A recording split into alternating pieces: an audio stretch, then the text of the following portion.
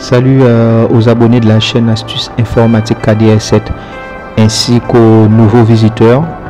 Je vais vous présenter la série de tutoriels dans le domaine de la sauvegarde de données que je vais mettre en ligne les semaines à venir au fur et à mesure. Je vais mettre en ligne 1 à 2 tutoriels et l'objectif de ces tutoriels, c'est de vous faire prendre conscience de l'importance de sauvegarder vos données. Deuxième objectif, c'est de mettre en place votre système de sauvegarde ou d'améliorer celui que vous avez déjà mis en place. Et le troisième objectif, c'est d'échanger dans les commentaires sous votre retour d'expérience lorsque vous avez mis en place, lorsque vous aurez mis en place votre système de sauvegarde. C'est le troisième objectif, c'est de pouvoir échanger de poser vos questions dans les commentaires, aussi bien aux abonnés qu'à moi-même. Alors, l'importance de sauvegarder ces données. Aujourd'hui, tout un chacun sait qu'on utilise beaucoup Internet pour faire les démarches administratives.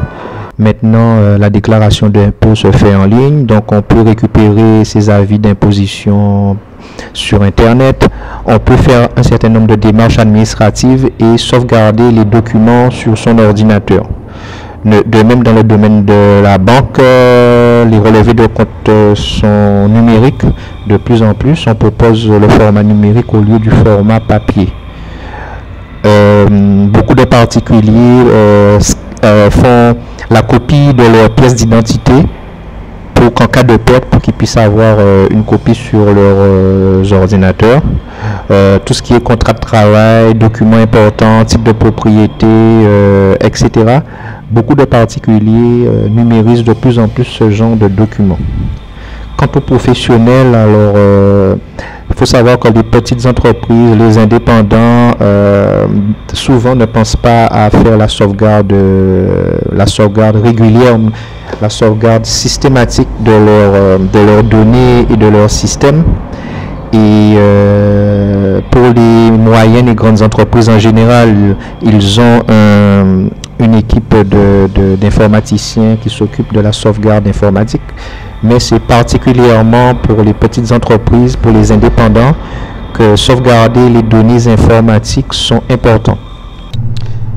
Quelles sont les conséquences d'une perte de données? Avant de parler des conséquences, on va parler des origines de la perte de données. Les origines les plus fréquentes sont dues à l'erreur humaine, c'est-à-dire qu'on peut supprimer accidentellement des fichiers ou des dossiers, on peut formater involontairement, on peut écraser involontairement des sauvegardes, etc. Donc, ça peut être l'utilisation par le personnel d'une entreprise de logiciels libres et qui sont non contrôlés ou non autorisés par l'entreprise et qui contient des virus, des spams. Donc, ça peut être dû l'origine d'une perte de données à des accidents. Donc, les causes accidentelles, ça peut être une chute du matériel. Ça peut aller au sinistre d'origine naturelle comme la foudre, les inondations ou accidentelles, les incendies. Donc, ça peut être dû à une panne de matériel, une panne de logiciel.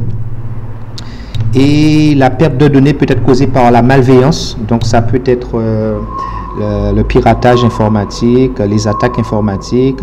Ça peut être dû au virus, au spam. Et ça peut être causé par la détérioration volontaire du matériel informatique. Et ensuite, une autre cause de la perte de données, c'est le vieillissement. Il faut savoir que le matériel, c'est du matériel électronique, c'est de la mécanique. Enfin, les anciens disques durs, maintenant on a les disques SSD qui c'est que de l'électronique, mais on a encore les disques HDD qui disposent d'un plateau, et donc tout ce matériel au bout d'un certain nombre d'années se fatigue. Et donc le matériel vieillit, le matériel peut tomber en panne, donc toutes les causes de vieillissement entraînent une perte de données informatiques.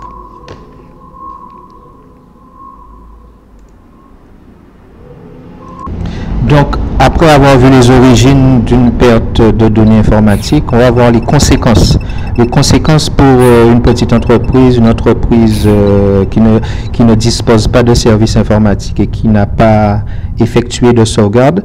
Les conséquences, c'est un ralentissement de l'activité. Imaginez, vous avez perdu vos fichiers clients, vous avez perdu des contrats, vous avez perdu des travaux qui étaient en cours. Eh ben, il faut tout refaire et puis ça ralentit l'activité de l'entreprise.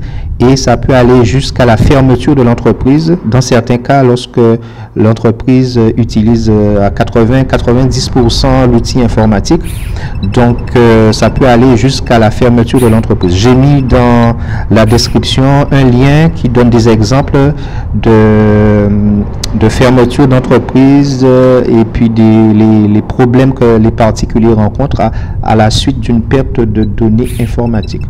Donc pour un particulier aussi, c'est très embêtant de perdre tous les documents administratifs. Si on avait des copies de nos pièces d'identité, de notre permis, si on avait des documents importants dans le domaine de la santé, eh ben, la perte de tous ces documents, cela entraîne des situations assez compliquées. On va maintenant voir les titres des prochains tutoriels qui vont être mis en ligne les semaines et mois à venir. Actuellement, vous êtes en train de regarder le tuto CSD0 qui correspond à l'introduction de la série de tutoriels dans le domaine de la sauvegarde de données informatiques. Il y aura 1 à 2 tutoriels par semaine. Le prochain tutoriel, ce sera le CSD1.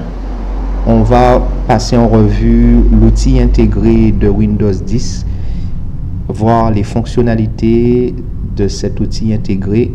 On va voir les outils intégrés aussi du système Linux et Mac.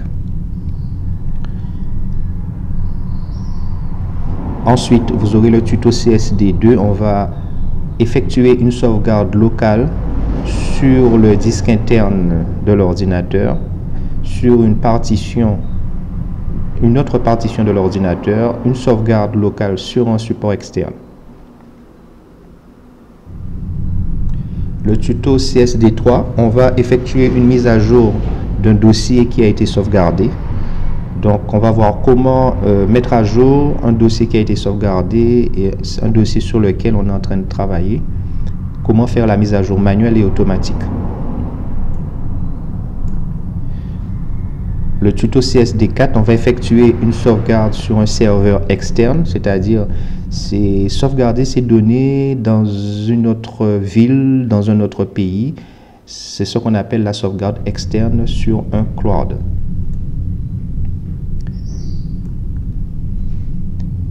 Et enfin, le tuto CSD5, on va faire un récapitulatif des meilleurs outils de sauvegarde et de restauration de données qu'on trouve actuellement sur le marché.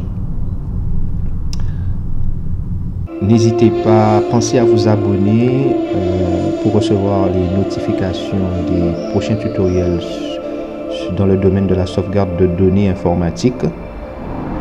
Et puis je vous dis merci pour votre attention et je vous dis à bientôt pour un prochain tutoriel.